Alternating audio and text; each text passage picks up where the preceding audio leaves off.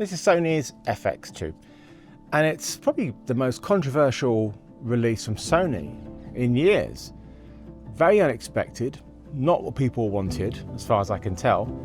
Got a lot of things going for it. In fact, it's a very good camera, but it's a very, very strange release. I'm going to go through it with you in this video, as well as my thoughts about the FX line, how they could, well, how I hope they are going to move forward with it. It's all going to be decided by now anyway. Nothing I'm saying is going to make any difference.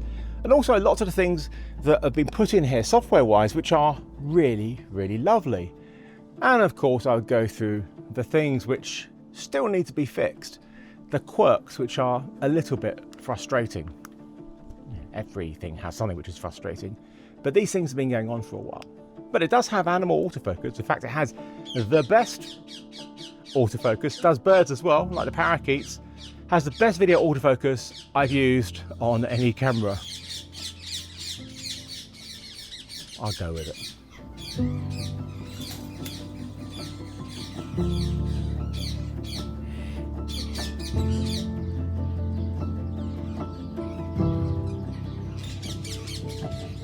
I certainly put the animal autofocus to the test with it, as in the short time that I had the FX2, I mostly use it to film my cats and the Catio for an upcoming video about the Catio for my One Man 5 Cats YouTube channel. So if you don't like cats, they're tough. And why don't you? They're amazing. The autofocus was, as expected, amazing. And of course it doesn't just do cats.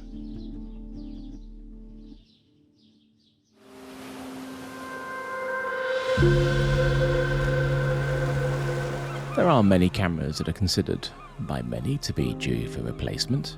The A7S III, FX3, FX6 and A7 IV are all around 4 and even 5 years old. I would have included the FX9 in that list, but it's sadly been discontinued. And there's nothing wrong with these cameras. I still use my A7S III and FX6 regularly. But based on the average length of time between Sony model releases, new versions are due.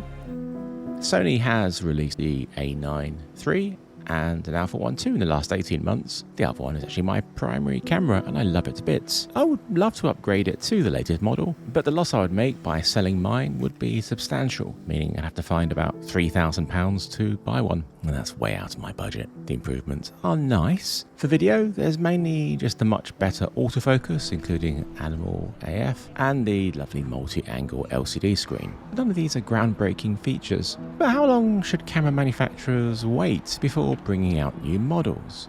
Personally, I think a new model should only be introduced if it represents a significant improvement, not an incremental one, and especially not if many of the new features could have been added via firmware to current models. They should have improved hardware, such as better EVFs and LCD screens, maybe better heat management, things which customers have requested. I would also argue that they should maybe have new sensors, although in many cases sensors can be reused as long as they are enhanced with new processing. Sony tends to use the same sensor in multiple bodies and replacement models for many years. For example, the Alpha 1 II has the same sensor as the Alpha 1. The A7R5 has the same sensor as the A7R4, and that sensor is also in the A7CR. One camera that I did recently upgrade was the Canon R5 to the R5 II. The attraction of 8K 60p, full-size HDMI instead of the terrible micro HDMI, and better heat management were the main reasons. Plus I managed to get an excellent deal with a trade-in. How often do I use the 8K 60p though? Maybe one day.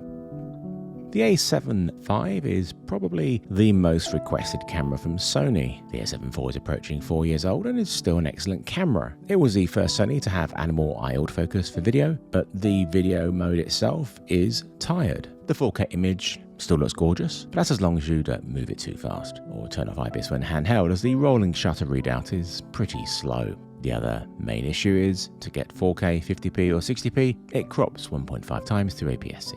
Addressing both of these would make an A7 IV a compelling upgrade for many.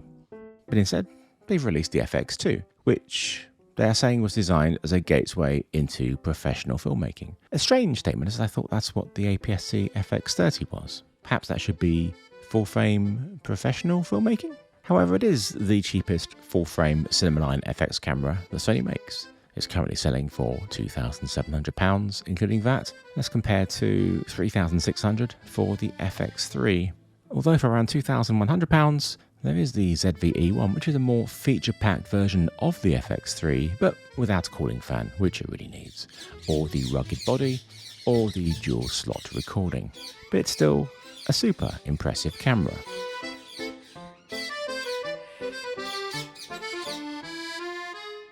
I think the single biggest issue with the FX2 is its sensor. It's the same one as in the A7 IV, the camera that's overdue for replacement. For 4K, 50p and 60p, it crops 1.5 times to APS-C.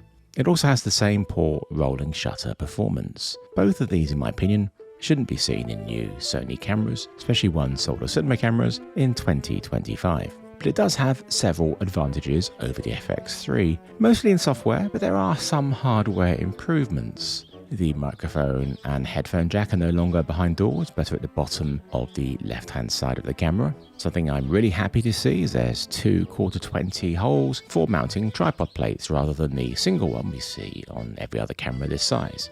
You do still need a cage fit really, as the 1/4-20 holes in the body for adding accessories are pretty awkwardly placed, and if you use the optional XLR handle, you don't have many left. Without any question, the best thing about the FX2 is the EVF. I really found using the FX3 a problem because it didn't have one. You really had to mount accessories on it because the rear screen just isn't good enough. And it's not good enough on this either. You need the EVF. I wish it was a higher resolution. I love that it tilts, which means you can shoot in different positions without having to, bend down and get into difficult positions. The downside is, when you do tilt, if you have any accessories on here, it gets in the way. I think that's, basically it's because the diopter is on this side here. Had it been on this side, wouldn't it be an issue? Also, because the screen itself doesn't tilt, it only flips out, sometimes when you're shooting low and you want to use a screen, this does get in the way. So there's definitely an argument for making this removable. And there's lots of different ways I feel they could have done this, implemented it in a slightly better way. But yeah, the other thing is when you're shooting like this, and you never had this issue with the FX330 because you didn't have the EVF there, but you're shooting right here, and what's right by your nostril? That's the vent. And when it gets heated up, you can really smell the electrical, not burning, but you can certainly smell the camera. Who knew? I've been asking for an MI-Shoe EVF from Sony ever since the FX6 and then the FX3 came out, similar to one made for the Sony RX1 13 years ago.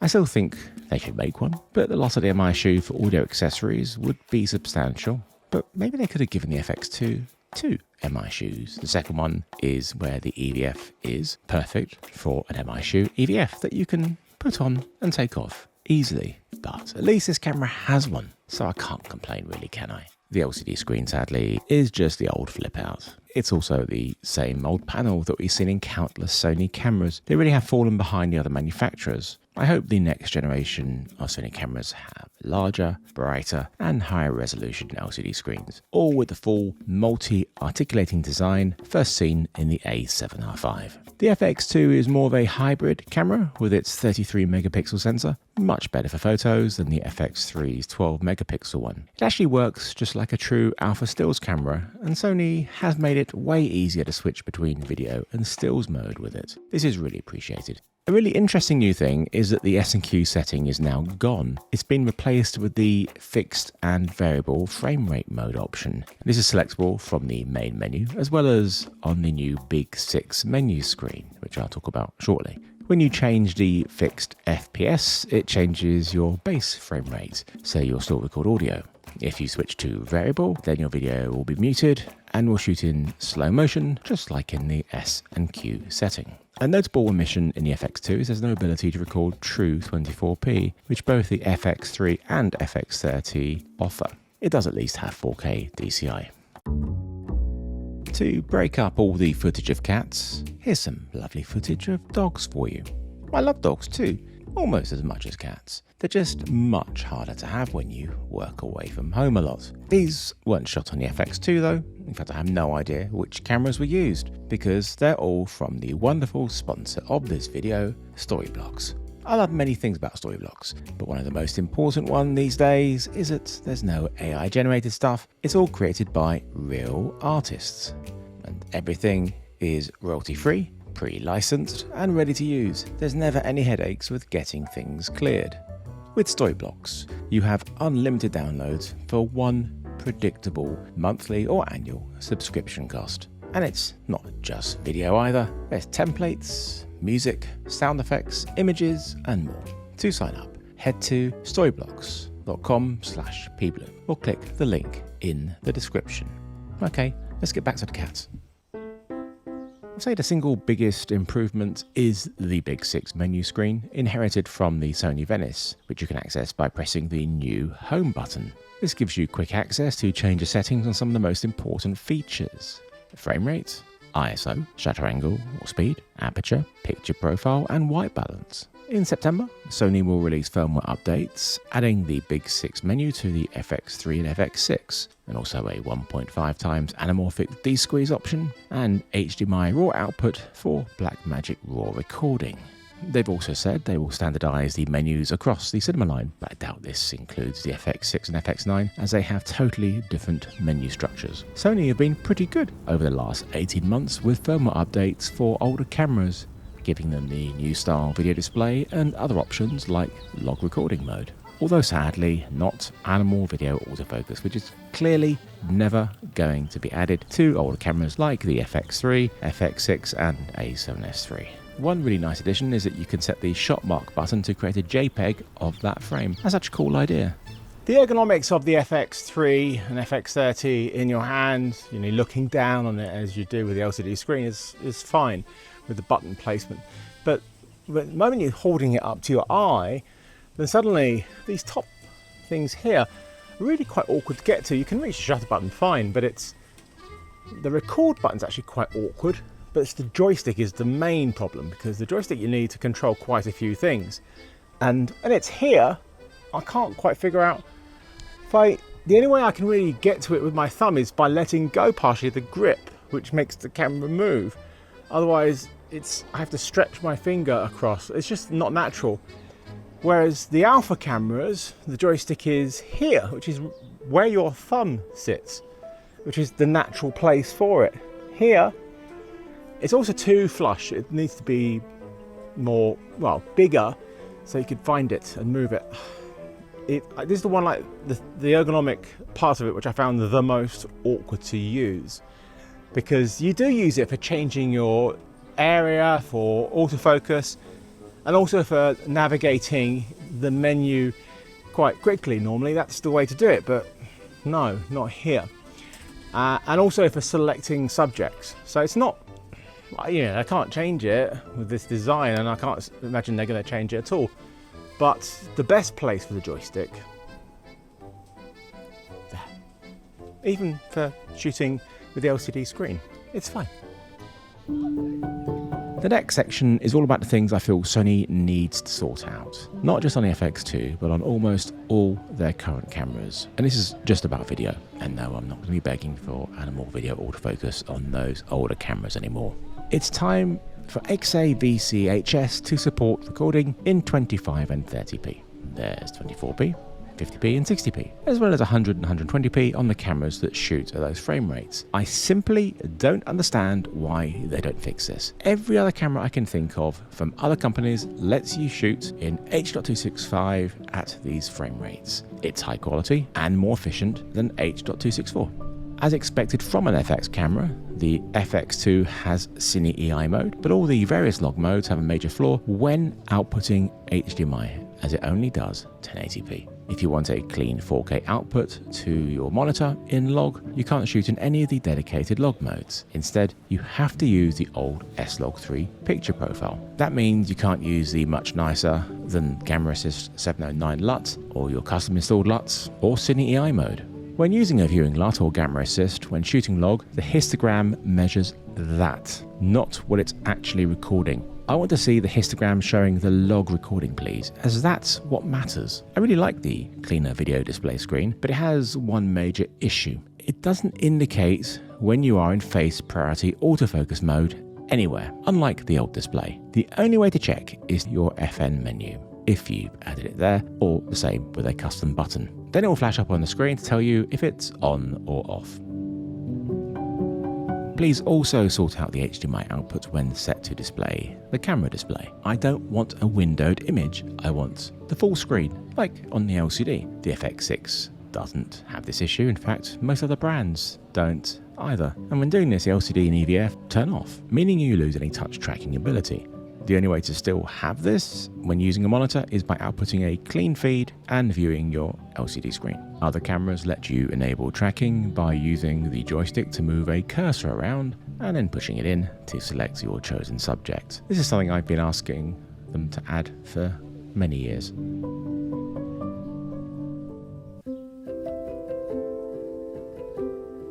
I have mostly talked about the things it isn't rather than what it is, mainly because we've seen this camera before, as it is an A7 IV combined with an FX3 and with features from the newer cameras like the A1 II. But that's mostly a good thing.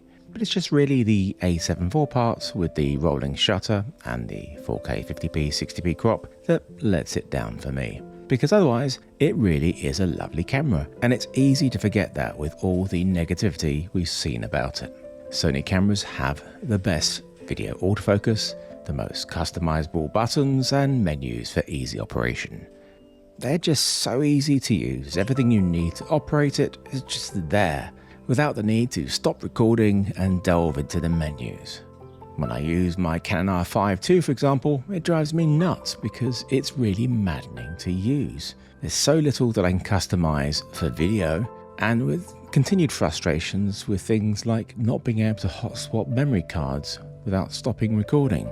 I haven't used the latest Nikon and Lumix cameras to compare, but they do look very good. I would really love to try them.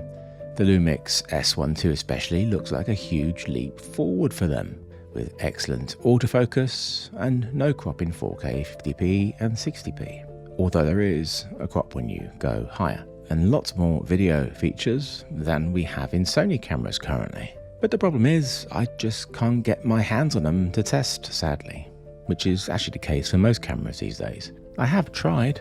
I really hope that the EVF on the FX2 isn't an aberration, and future FX mirrorless style cameras like this have it as well. Just a refined version of it, one that can tilt fully without getting in the way of accessories, so yeah, diopter on the other side, and maybe removable. The camera itself, it's a very good camera. It's not a great camera, it's just, it does feel like the life of it isn't as long as it could have been had they put in a newer sensor. Because having a camera that crops for 4K 50 and 60 in 2025 for that amount of money, it just doesn't feel right. But other than that, it's really nice, and I'm going to miss it. Mostly I'm going to miss the EVF.